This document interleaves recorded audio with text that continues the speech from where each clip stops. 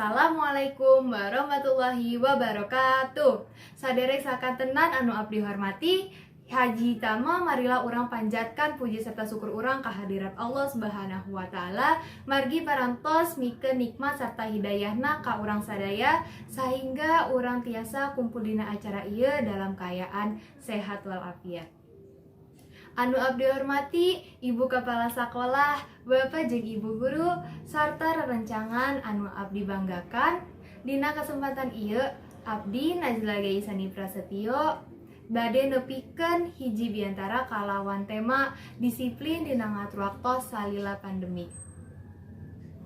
Saderek anu berbahagia, apakah anjeunna tahu naon eta disiplin?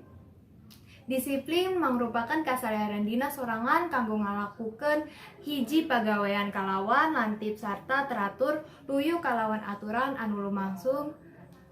Disiplin eta merupakan salah sahiji kunci utama nuju kesuksesan.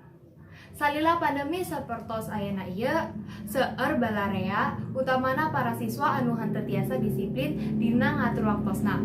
Mereka langkung disibukkeun ku gadget dugi lali waktu sarta mopohkeun kewajibanana. Sanaos henteu sadaya jalmi bermalas-malasan.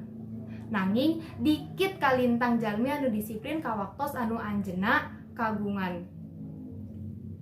Sadaya rerencangan kedisiplinan kedah dipelakeun dinyanyalira sarta peryogi dilarapkeun dina kahirupan sapoe dinten. Minangka saurang siswa, urang kedah tiasa mengatur waktos kegiatan sebaik mungkin. Lamun henteu urang bade kesulitan dina ngalakukeun papancenan sarta kagiatan-kagiatan lainna. Disiplin ngatur waktu salila pandemi tiasa urang mimiti kalawan ngidamel jadwal kagiatan sapoe dinten. Sarta ngagawekeun sadayana luyu kalawan anu ditetapkeun.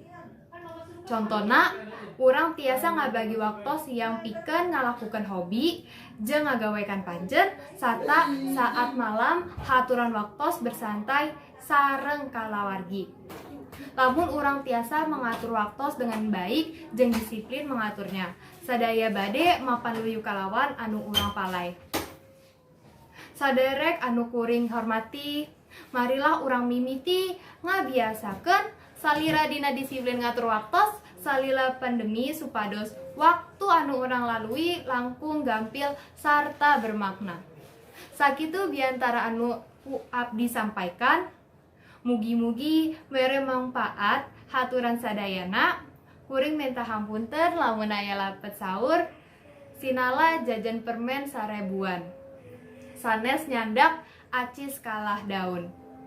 Sakitu anu tiasa didugikeun. Abdi ngucapkeun hatur nuhun. Wassalamualaikum warahmatullahi wabarakatuh.